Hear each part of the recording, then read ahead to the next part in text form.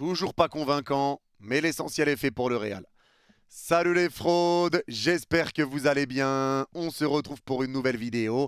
Et nouvelle vidéo, débrief du match entre le Real Madrid et le Rayo Vallecano. Victoire 2-1 du Real Madrid dans un match où le Real s'est encore fait peur. Un match où le Real Madrid n'a encore une fois pas mis tous les ingrédients qu'il fallait pour gagner le match. Dans un match où le Real Madrid n'a toujours pas été hyper convaincant. Dans un match où le Real Madrid aurait pu marquer plus de buts mais au final a reculé. Dans un match où le Real Madrid, tu les as encore sentis comme s'ils étaient nonchalants, comme s'ils ne voulaient pas jouer. Bref, dans un match où, encore une fois, ce n'est pas la collectivité qui te sauve, mais clairement les individualités. C'est pas un match parfait pour le Real Madrid, mais l'essentiel est là aujourd'hui. C'est un match entre deux matchs de Ligue des Champions. Il faut le rappeler déjà pour commencer. Il y a l'Atlético qui va revenir la semaine prochaine et qui va revenir mercredi. Donc, tu viens de les jouer, donc doucement. C'est normal qu'il peut y avoir des moments où c'est un petit peu plus compliqué que d'autres. Deuxième chose, la dernière fois que le Real Madrid a battu le Rayo Vallecano par 2 buts d'écart, ça remonte à 2015 et une victoire 10-2. Mais depuis 2015, tu ne les as plus battus par 2 buts d'écart. Troisième chose, sur les 5 derniers matchs contre le Rayo Vallecano, le Real Madrid en a gagné un. Le Rayo est une bête noire pour le Real Madrid. Le Real a du mal contre le Rayo. Tu avais fait 3-3 au match aller. Aujourd'hui, tu gagnes. Tu savais que ça allait être un match pas facile. C'est une équipe du Rayo qui bosse bien, une équipe du Rayo qui travaille bien, qui est 7ème de la Liga à l'heure où on parle et qui peut encore remonter, qui est seulement à 2 points du Betis, qui est 6ème. Donc le Rayo est une belle équipe. Le Rayo est une équipe qui est compliquée à jouer. Ce n'est pas simple de les affronter. L'essentiel aujourd'hui, quand tu vois tout ça, c'était de gagner parce que l'Atlético Madrid a perdu. Le Barça a un match en retard maintenant, mais l'Atlético a perdu. L'essentiel aujourd'hui, c'était la victoire. Si tu poses la question à tous les supporters du Real et que tu leur dis est-ce que tu voudrais voir un Real Madrid qui fait une top perf mais qui perd ou un Real qui joue mal mais qui gagne, tout le monde choisit un Real mais qui gagne, qui joue mal mais qui gagne. Mais tout simplement parce qu'aujourd'hui, l'Atlético a perdu. Donc avec cette victoire, le Real peut repasser deuxième. L'essentiel est là. T'as gagné, tu reprends la deuxième place, tu mets la pression sur le Barça et surtout, tu repasses devant l'Atlético qui a 56 points, tu en as 57, le Barça 57. Si le Barça gagne son match en retard, ça fait 60. Il y a un Barça-Atlético dimanche prochain. Ça veut dire que quoi qu'il arrive, tu vas grappiller des points. Si l'Atlético bat le Barça, et c'est ce que le Real doit espérer, si l'Atlético bat le Barça et que toi, tu gagnes ton match ce week-end également vu que tu joues samedi, tu auras 60 points. 60 points pour le Barça également avec le match en retard joué, du coup, vu que ça le comptera, vu que dans tous les cas, ils auront toujours cette défaite et cette victoire. En cas de victoire, hein, si le Barça gagne son match en retard, ça fera 60 et 59 pour l'Atlético. Donc tu reviendras à égalité de points avec le Barça, avec toujours un point d'avance sur l'Atlético.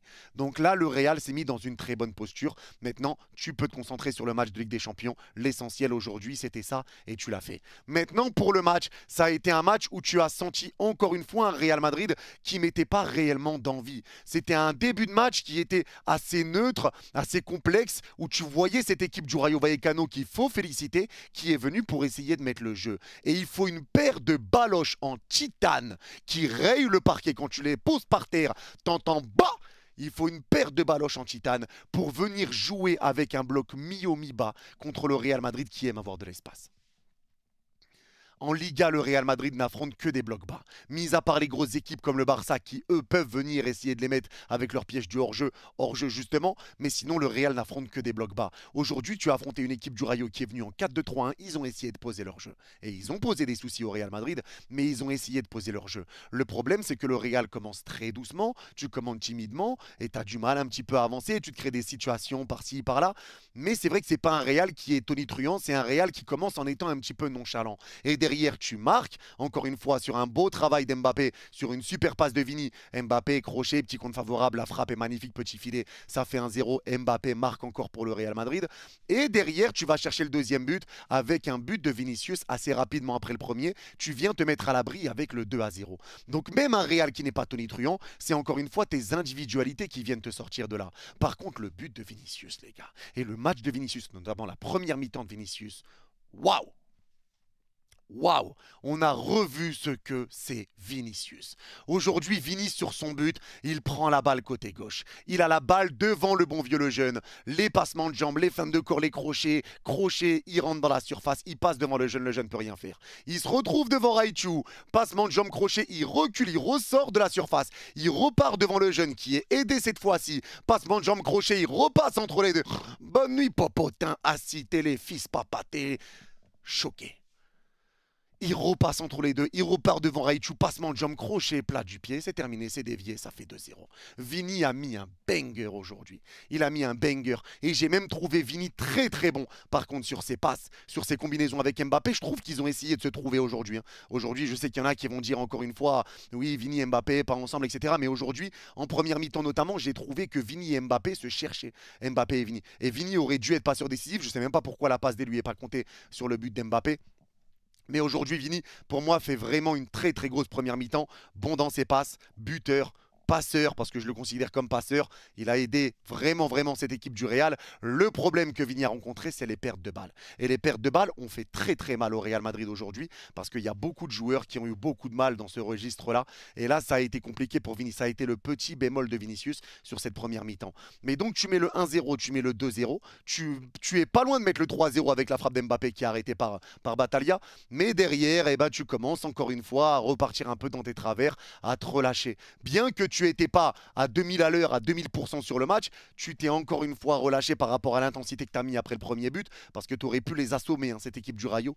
Mais au final, tu recules, le Rayo revient, et le Rayo marque un sacré banger, un double barre, ça rentre. Magnifique but, magnifique but. Lounine, peut-il le sortir ou pas? Là-dessus, franchement, j'en sais rien. C'est vrai que la frappe est quand même axiale, mais j'ai l'impression qu'il est un peu lobé sur le tir. Lounine fait son match malgré tout. Je sais qu'il y en a qui sont tombés sur Lounine, mais pour moi, il fait quand même son match malgré tout. Lounine, bon match de sa part, enfin ça a été. Mais aujourd'hui, tu prends cette réduction de l'écart, ça fait 2-1 juste avant la mi-temps. Et en deuxième mi-temps, le Real devient amorphe. C'est un Real Madrid en deuxième mi-temps qui a essayé de se gérer avec un Bellingham que tu n'as pas vu du match. Bellingham, tu ne l'as pas vu du match parce que Bellingham était dans un registre qui était plus défensif. Tu ne voyais pas Bellingham monter, essayer de combiner offensivement. C'était un Bellingham défensif. Il restait très bas pour essayer d'empêcher les joueurs du Rayo d'avancer. Mais aujourd'hui, c'est un Bellingham que tu ne vois pas beaucoup. Un Bellingham qui, pour moi, n'a pas beaucoup pesé sur ce match. Il n'a pas beaucoup pesé. Et ça, c'est une réalité. Maintenant, il revient de 3 matchs de suspension. Donc, il faut aussi qu'il retrouve le rythme. Donc, tu ne peux pas réellement tomber sur Bellingham. Mais aujourd'hui, pour moi, Bellingham, c'est un non-match. Un match qui a été vraiment, vraiment pas bon pour lui. On ne l'a pas énormément vu. Ça a été compliqué. Mais derrière, j'ai l'impression que même Carlo Ancelotti a changé de système et qu'il est passé en 4-5-1. Et le Rayo Vallecano a poussé. Et tu aurais pu aller chercher le 2-2. Et tu aurais pu te faire égaliser. Parce que le Rayo poussait, poussait, poussait. Mais pourquoi toi, tu es le Real Madrid, tu ne vas pas chercher le 3-1? Pourquoi c'est le Real qui recule? Le Real se met à reculer et à accepter la domination du Rayo Vallecano. Et Carlo Ancelotti passe en 4-5-1 pour tenir le score. Mais tu peux faire des changements, essayer de rentrer Hendrick pour essayer d'aller chercher le troisième. T'as les occasions parce que sur la deuxième mi-temps, les occasions les plus franches que t'as, c'est toi qui les as. C'est le Real. C'est même pas le Rayo qui domine et qui récupère des ballons, etc. C'est même pas le Rayo. Mais sur cette deuxième mi-temps, c'est un Real Madrid qui s'est éteint totalement. La deuxième mi-temps, tu t'es éteint. Maintenant, tu as voulu gérer ton score et tu l'as bien géré. Là-dessus, il n'y a rien à dire. Le Real a pour moi pas subi de grosses occasions en deuxième mi-temps. Tu t'es fait quelques frayeurs, mais pas de grosses situations. Donc le Real a tenu la baraque. Encore une fois, même si ce n'est pas le meilleur match du Real Madrid, je pense que là, ça se comprend. Au vu de toutes les échéances qui sont à venir, au vu des deux matchs, c'est entre les deux matchs de l'Atlético, etc. C'est quand même pas facile. C'est une belle équipe du Rayo Vallecano avec tout ce que je vous ai dit. Donc aujourd'hui, c'est vrai que ça a été un Real Madrid qui a pu faire confiance à ses individualités, mais dans le jeu, ça n'a pas été extraordinaire. Et je pense clairement que le Real Madrid a réussi à tenir cette victoire pour deux joueurs, Tchouaméni et Modric. Je pense vraiment qu'ils ont tenu grâce à eux. Parce que ces deux-là au milieu de terrain ont été exceptionnels. Et je vais commencer par Tchouaméni. Parce que Tchouaméni, les gars, ça fait beaucoup de temps qu'on commence à entendre tout le temps à chaque match. Ouais, Tchouaméni est bon aujourd'hui. Tchouaméni est bon aujourd'hui. Ah, pour une fois, Tchouaméni est bon. Ah bah, ce soir, enfin, Tchouaméni est bon. Eh. Oh, Samuel. Tchouaméni est bon depuis qu'il est revenu au milieu de terrain. Ça date pas d'hier. Ça ne date pas d'hier. Depuis que Tchouaméni a retrouvé son poste au milieu de terrain, Tchouaméni n'est pas mauvais. Tchouaméni fait des bonnes prestations. Tchouaméni est bon. Et ce soir, Tchouaméni a été énorme. Gros match de Tchouaméni, énorme impact physique, des ballons aériens récupérés, des duels face à deux joueurs, il arrive à garder la balle, il ressort proprement, il dribble bien, il a été très bon balle au pied, hein, quand il prend la balle, qu'il est pressé par deux joueurs, deux tacles, il passe entre les deux, il arrive à remonter le ballon, il récupère des ballons, il garde quand il est pris par deux trois joueurs sans bouger à l'épaule, il arrive à conserver la balle, il s'est battu, il récupère, il aide sa défense, il essaie de relancer rapidement vers l'avant, il donne des bons ballons, la passe qu'il met à Rodrigo en première. Top perf, top perf, top perf.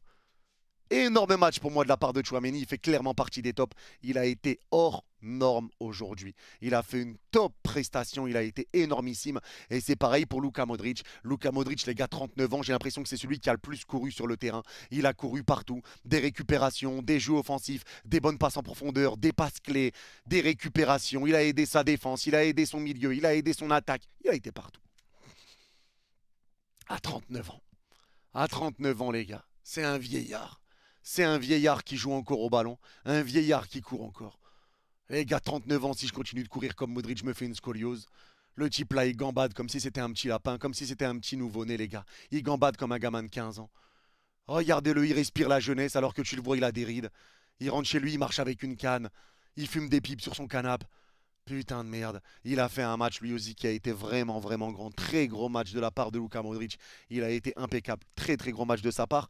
Déçu de Rodrigo aujourd'hui. Ça a été un match où on ne l'a pas énormément vu. Maintenant, je le répète encore une fois, il y a des matchs où il y a des joueurs qui sont transparents. Et c'est aux autres joueurs de briller quand il y en a un qui est transparent. Par exemple, le match d'avant, Mbappé transparent. Rodrigo a été très bon. Aujourd'hui, Rodrigo moins en vue. Vini très bon. Mbappé buteur. C'est ça en gros la force également du Real Madrid. C'est que même si tu joues mal, tu as une équipe qui est tellement complète à tous les postes que tu restes dangereux et que tu peux gagner tous les matchs comme ça. Mais c'est vrai que ça frustre les supporters parce qu'ils ne prennent pas de plaisir devant ces matchs.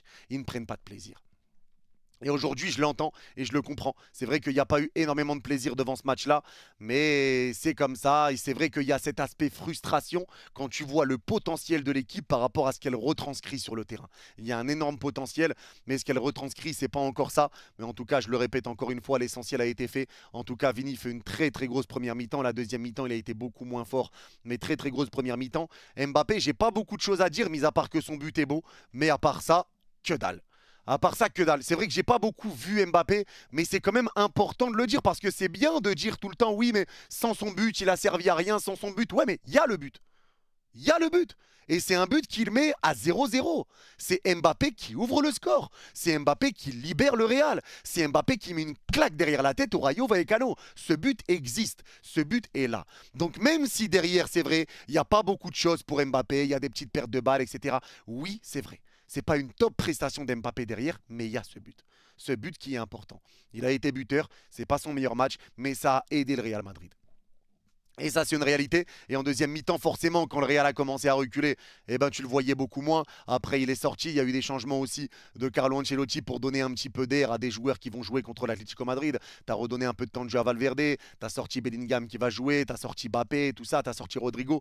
Donc, tu as donné un petit peu d'air à tes joueurs, mais toujours pas d'Arda Güler et pas de Hendrick. Je ne comprends pas ce qu'il a avec ces deux-là. Il ne veut pas les impliquer. Alors oui, c'est un match qui a été compliqué. Il y a eu 2-1, etc. Mais tu peux rentrer Hendrick pour aller essayer de chercher le 3-1. Tu peux essayer de mettre Arda Güler. Enfin, je ne comprends pas pourquoi il ne veut jamais les faire rentrer. De toute façon, là, ceux qui vont me dire oui, mais il y avait 2-1, c'était un match chaud, c'est logique qu'il ne les fasse pas rentrer. Même quand il y a 4-0, il ne rentre pas. Même quand il y a 4-0. Ça, c'est vraiment l'interrogation que j'ai sur Carlo. C'est l'interrogation. En tout cas, à la défense derrière, ça a été un match qui a été compliqué pour Vasquez encore une fois. Encore une fois, un match très très compliqué pour lui. Mais ça bouge pas. À chaque fois qu'il joue, c'est la même chose. Une défense avec Asensio que j'ai trouvé plutôt bon. Un petit peu des petites frayeurs de temps en temps pour Asensio. Mais il a fait son match, il a été plutôt bon. Et à la base, j'ai beaucoup aimé. Il s'est clairement rattrapé de son match contre le Betis. Beaucoup de retours. Les super tacles quand il y avait des ballons dans la surface, les frappes qui ont été déviées. Des super retours défensif d'Alaba. Il s'est clairement rattrapé du match contre le Betis. Lui aussi va remonter en puissance petit à petit. Mais gros match d'Alaba. Il a été vraiment bon. Et Fran Garcia, je l'ai beaucoup aimé offensivement. Un petit peu moins défensivement, mais très très bon offensivement aujourd'hui. Fran Garcia, ça faisait beaucoup d'appels dans le dos. Il récupérait beaucoup de situations. Mais là, c'est vrai qu'aujourd'hui, le Real Madrid a profité du fait que le Rayo Vallecano a joué mi-bloc bas, mi-bloc haut. Ils étaient un petit peu entre les deux. Ce qui fait que le Real pouvait exploiter des ballons dans leur dos, des longs ballons en profondeur. Et il se faisait très très souvent avoir avec Rodrigo, Mbappé, Fran Garcia. Garcia, Vinicius, ça partait très souvent dans leur dos. Et en première mi-temps, si vous regardez bien pourquoi Vinicius fait une si bonne première mi-temps, c'est parce qu'en première mi-temps, je revois le Vini qu'on voit les saisons passées. Un Vini qui est au milieu de terrain. C'est pas un Vini qui décroche, c'est pas un Vini qui vient très bas, c'est un Vini au milieu de terrain qui attend pour recevoir le ballon en profondeur ou bien récupérer la balle et lui lancer en profondeur. Mais c'est un Vini qui rejoue dans ses points forts, qui rejoue dans ses qualités. Quand il est comme ça, Vini, il est injouable. Il est injouable. Et aujourd'hui, il était injouable. Et notamment sur cette première mi-temps, en deuxième, ça s'est calmé. Mais il fait une top première mi-temps et ça a suffi. Très très grand Vinicius aujourd'hui. Mais en tout cas, voilà. Même si c'est pas le meilleur match du Real Madrid, même si j'imagine que les supporters du Real Madrid sont déçus, c'est pas la victoire qu'ils auraient aimé dans le jeu. Mais en tout cas, il faut retenir que l'essentiel est fait. Je le rappelle encore, c'est un match entre deux matchs de Ligue des Champions. Tu gagnes le match, l'Atlético a perdu. C'est un match contre une belle équipe du Rayo Vallecano que tu avais battu une seule fois sur les 5 derniers matchs, qui t'a pas mis 2 buts d'écart depuis 10 ans. Une équipe contre qui tu avais fait nul au match aller. C'est une équipe compliquée. C'est une équipe compliquée, un match compliqué. Tu l'as gagné, tu profites du faux pas de l'Atlético, tu repasses deuxième, tu mets la pression sur le Barça. L'essentiel est là pour le Real. En tout cas, c'est tout pour cette vidéo. N'hésitez pas à me dire si vous êtes d'accord ou pas d'accord avec moi en commentaire. Et pour ceux qui ont regardé cette vidéo jusqu'au bout, n'hésitez pas à mettre calque en commentaire et je comprendrai que vous l'avez vu jusqu'au bout. Prenez soin de vous, vous êtes les Gouts et place à la Ligue des Champions. Bye bye!